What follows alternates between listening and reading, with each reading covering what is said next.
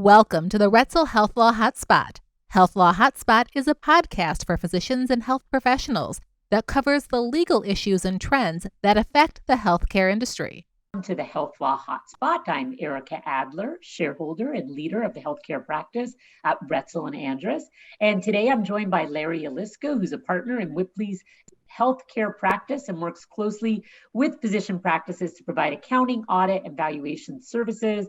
He has extensive experience serving the physicians and their practices. And Larry and I have worked together on many clients for many years, and I am very confident in his expertise. So thanks for joining me again, Larry. Thank you, Erica. And I echo that. We've had a wonderful, relationship, and I can't think of a better regulatory and transactional attorney than Erica Adler. Oh, well, you're awesome. Thanks for saying that. So today we're going to be talking about a really interesting topic. As everybody knows, there's been a lot of transactions in healthcare, and one of the big issues that has come out of it is how these healthcare transactions are being structured. A very common way for transactions to be structured is for a healthcare or dental or veterinary or other type of practice to be acquired, whether by a private purchaser, another provider perhaps, or private equity. And what often happens in those states where the practice itself cannot be owned by a non-licensed provider is they use a structure where they allow the existing provider to own the practice entity. Maybe it's the same one, maybe it's a new one.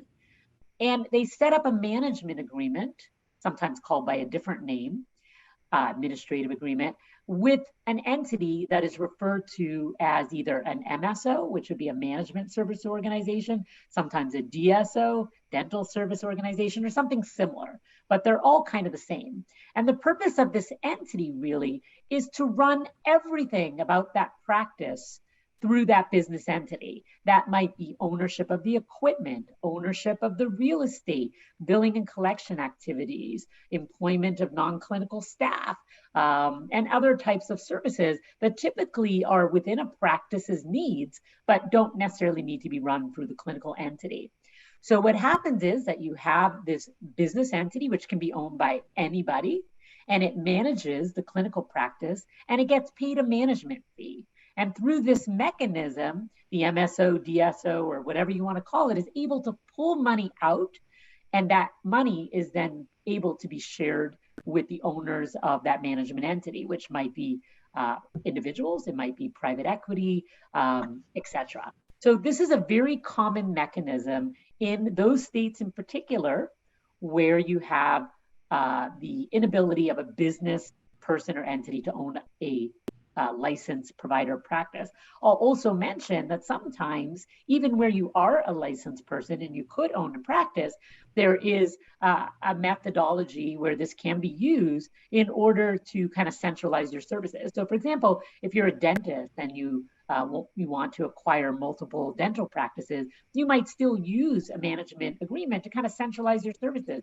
Maybe you put all your management personnel there. Maybe you put all your leases there, etc. So it can be used for many different purposes, but it's a very common structure that we're seeing right now. So what Larry and I really want to talk about today is this particular structure, how it is set up, some of the considerations in terms of choosing your entity, in terms of determining that management fee, and some of the regulatory healthcare issues to consider as well. So I know that was kind of a mouthful there.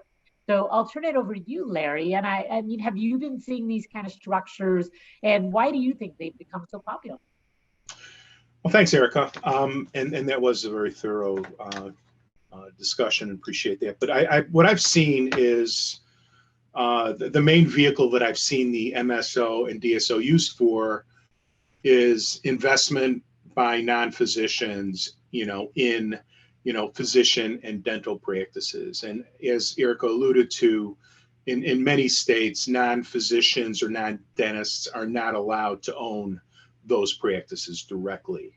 So the question then becomes, if I'm an investor and I want to, somehow benefit from the profits of these entities, then how do I structure it? And it's typically structured by creating, let's just call it an MSO, and we can use MSO and DSO somewhat interchangeably here. But let's say that we create an MSO, and we basically take over the management of all of the practice or practices, whatever the MSO is servicing. And you may have seen something similar to this in the real estate side, where you have property management companies, right? So property management company is getting a management fee based on a percentage of collections for the real estate entity, 5-10%, whatever that number is, and they handle everything. The owner owns the real estate, they handle everything. So that's perhaps the concept, but unfortunately, that structure doesn't really work, particularly in the state of Illinois, because you can't take a percentage of revenue, as your is the method for being paid if you're an MSO, because there's an issue with fee splitting with that. And Erica perhaps can allude to that, but the idea of having this type of MSO structure, number one, is the fee that's paid by the practice to the MSO should be fair market value. That avoids any stark issues with Medicare and any fee splitting issues. That's number one. But number two, you really have to have a way of making sure that the payment of these fees is viable, because you really want to be able to create something that economically makes sense for both parties, because the doctor continues to practice while the MSO is managing the practice. So let's kind of get back to square one here. The MSO is organized. You have a physician's practice, and they're typically, let's say, an S corporation, and the physician practices, pays their employees, they bill, they collect, and they pay their rent, they pay all their expenses. Whatever is left over is typically paid in either salary or distributions to the owner, which basically I look at in the same way as compensation. So that the compensation may or may not be equivalent to the fair market value of the services that are being provided by that physician, in order to treat their patients. There may be some additional money in that practice, because there's maybe mid-level providers, or they're able to, the practice is able to be very profitable. And there's what I would call equity earnings in addition to compensation for services. And those equity earnings are really what's used in order to value the practice. So physicians is approached by, like an investor, a private equity firm, and they're told, listen, we want to buy your practice, but we know we can't own your practice. So we have this management services organization. And what we're going to do is we're going to value your practice. We're going to pay you generally, in the 80% range for acquiring your practice, and then you'll have 20% of your purchase price will be in the form of a membership or stock interest in the MSO. So you can kind of continue to benefit from the economics of the practice, generate some accretion on the excess earnings of the practice, but you still then have the ability to stay in and benefit economically down the road. Now, what ends up happening after that, assuming you go through with it, is there's an employment agreement that takes place at the corporate level, the practice level, if you will. The S corporation generally stays intact, and the physician signs an employment agreement. You're paid compensation for services, and then there generally is excess profit at that corporate level.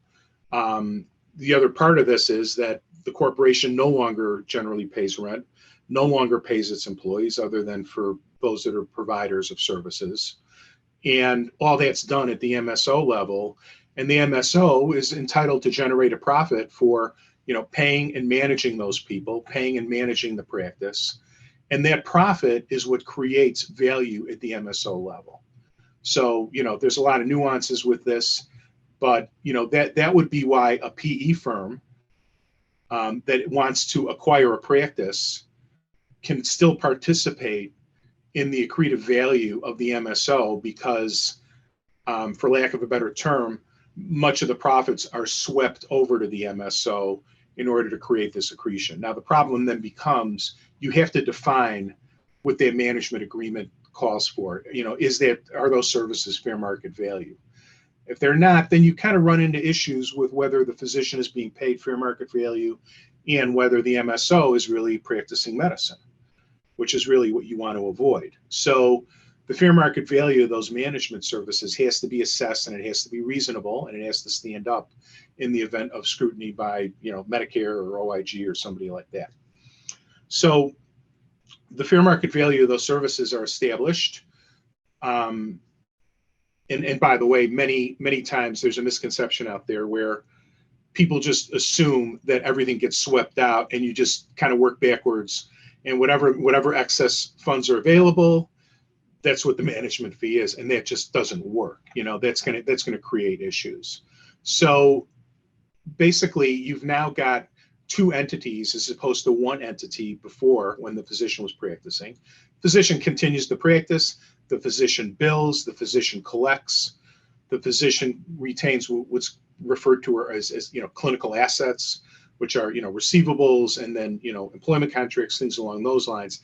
Basically, a lot of the non-clinical assets are moved over to the MSO, and then you can have a non-physician owning that MSO, and it does create that value. And again, MSO, DSO, same concept. Now, what Erica also alluded to was that this doesn't always take place when you have a PE investor. You have an outside non-physician investor that wants to generate, a profit from the practice.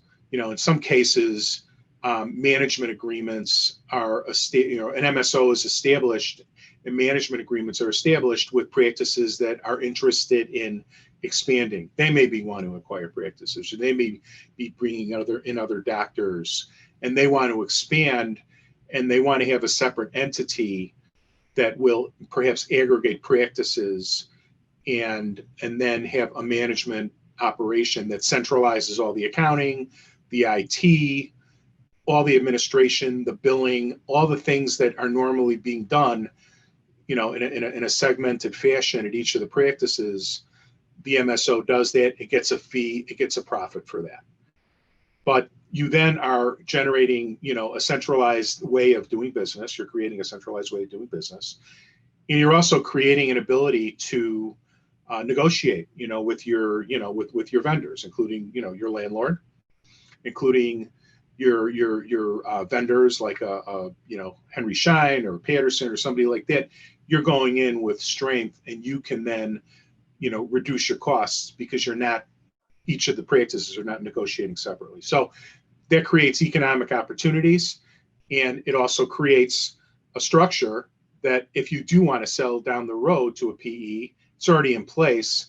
And the PEs love that. They love to see something where they don't have to go in and recreate the wheel. You have an accounting system, you have a management fee that's already in place. They know what the numbers are going to look like. They can just kind of slip in and invest without having to be like an aggregator. So it is beneficial in that regard too, and that's also a structure that we see. So I know I said a mouthful there too. Yeah, no, I think that's really helpful. A couple things to think about is there is some case law out there just clarifying that you need to be very careful that the management entity is not practicing medicine or dentistry, as you mentioned. You have to be really careful to keep professional decision making on the clinical side. So when we look at that management agreement between the two parties, that's a really important agreement. We need to make sure we understand who makes what decisions.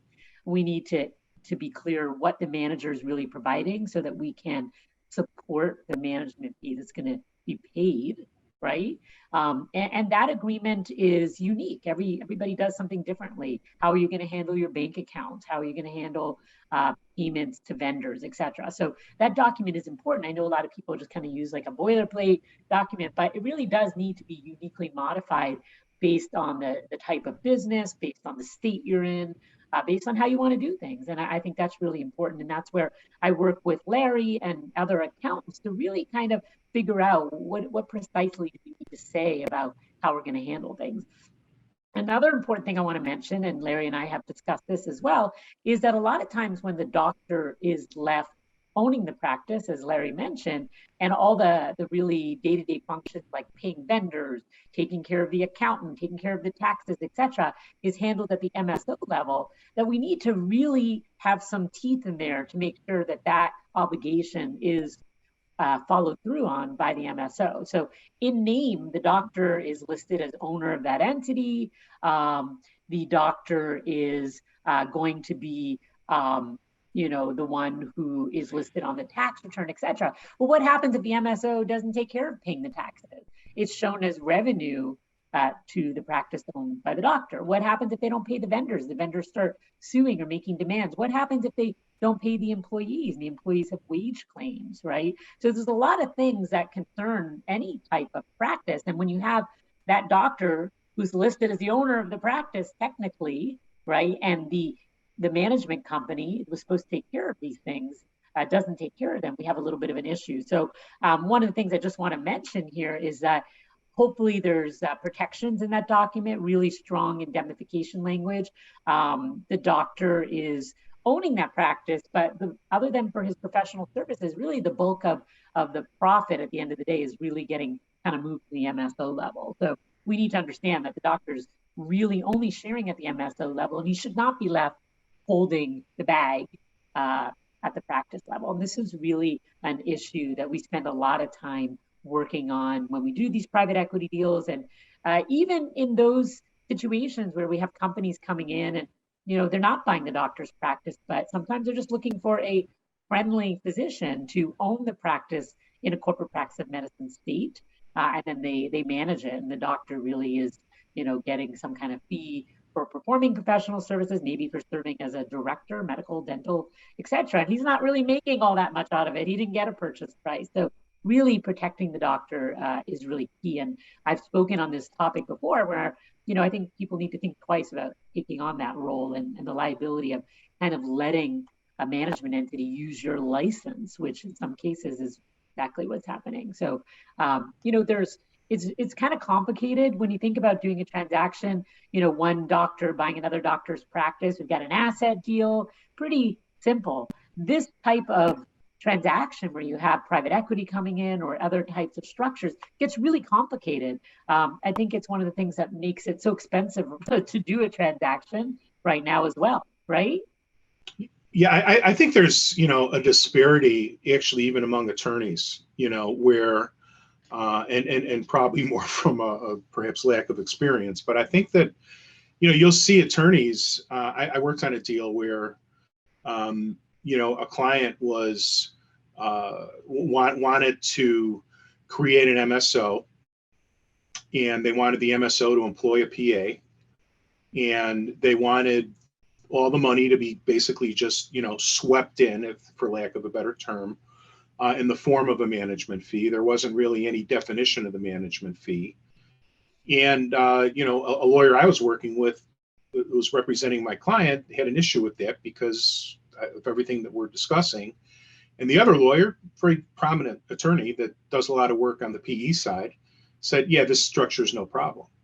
So, I found, I don't know if you've seen this, Erica, but I found that there is a disparity and, perhaps a lack of knowledge, because this is, somewhat new in the sense of where MSOs have originated. And, I use the property management example that's been around for many years, but this is relatively new.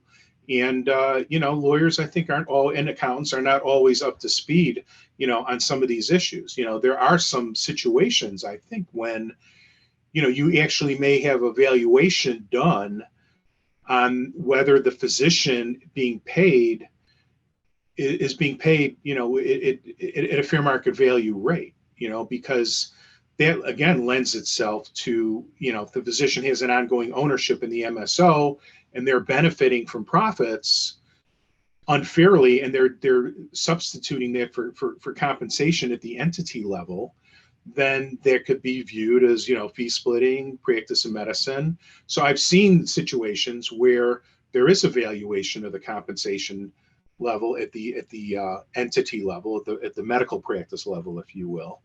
And then there could also be evaluation of the management fee itself. We typically will, dot the I's and cross the T's when it comes to here's the fee, here's what it's made up of, here's why we think it's reasonable.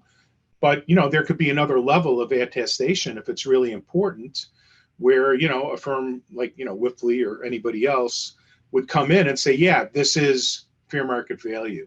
And that's an important thing to consider, particularly if there's a lot of money involved. So, you kind of have a disparity between, I think, how people look at these things, their understanding of the law, and, what the real economics are with this. Yeah, I would agree. I mean, we do a lot of deals. And the one thing about private equity, and it's kind of frustrating when you're representing a seller, is that they call the shots, right?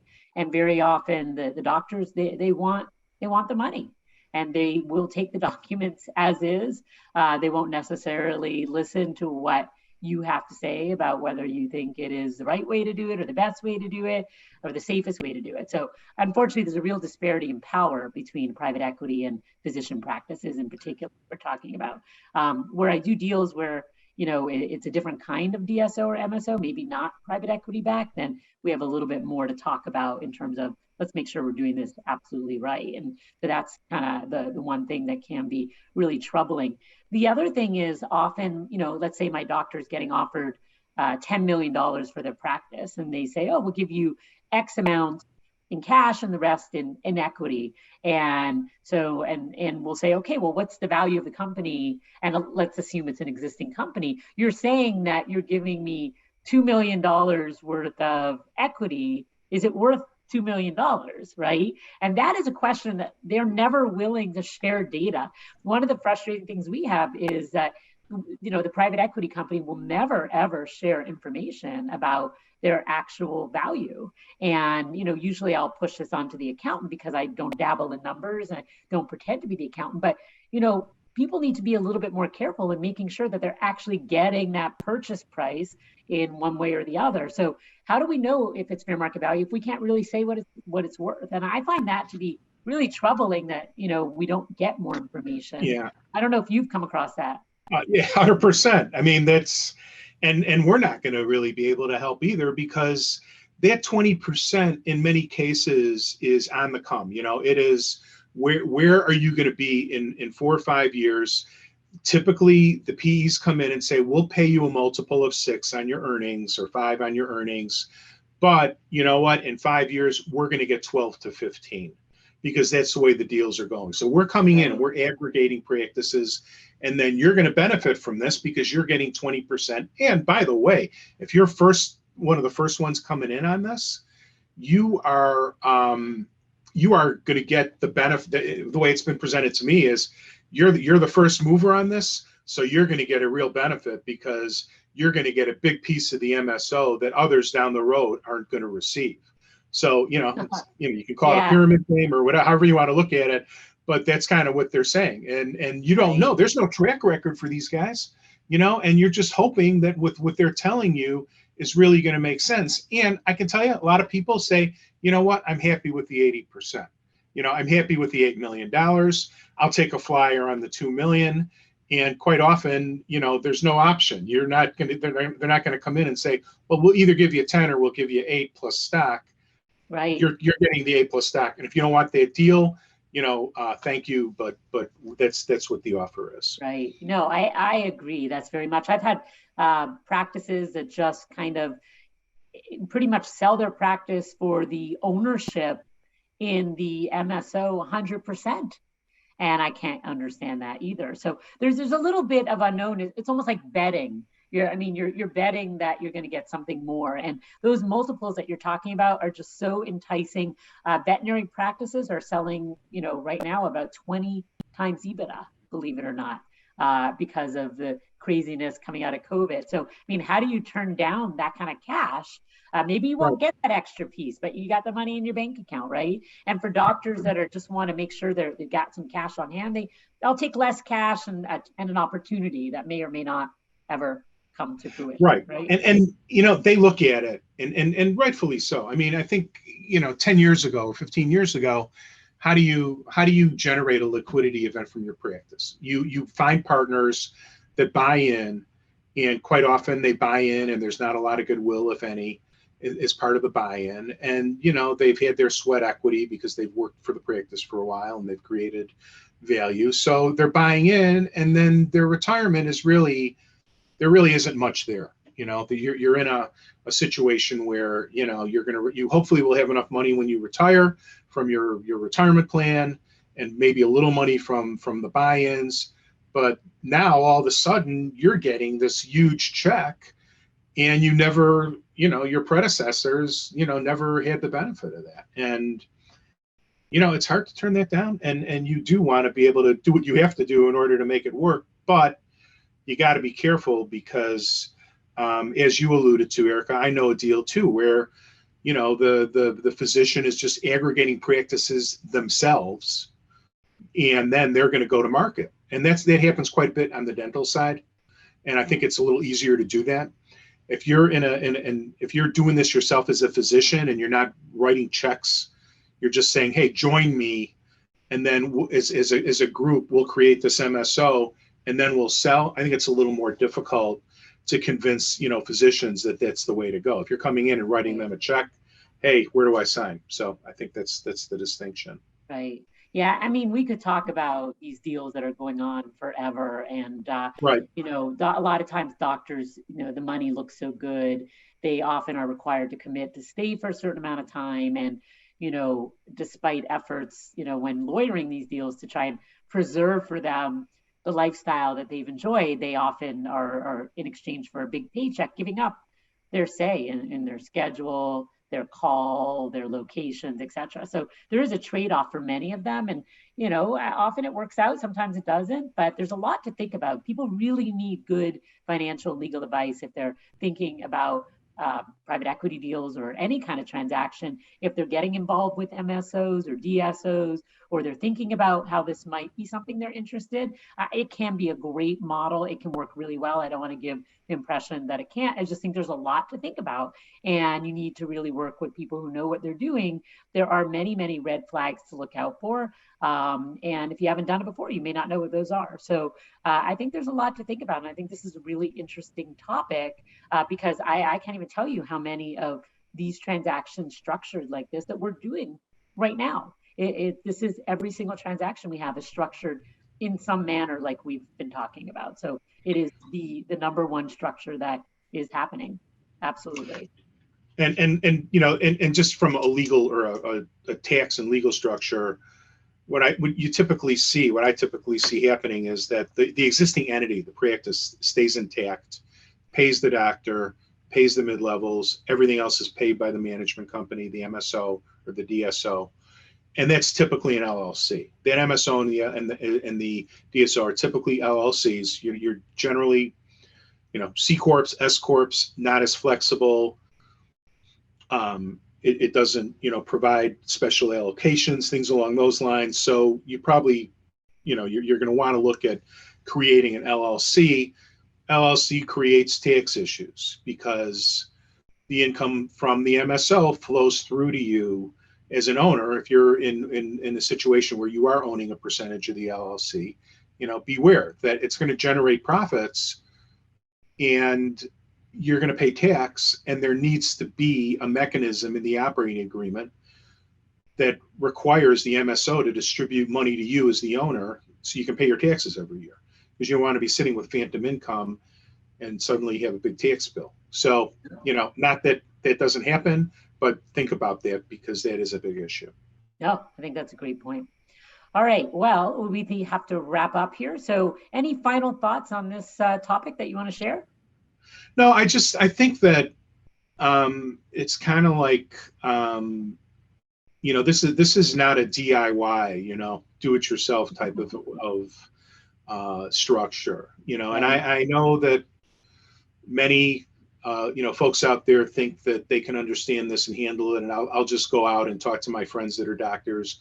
We'll just organize an MSO and sweep the money in, and no problem. We don't have to worry about, everybody does this, so we don't have to really worry about this.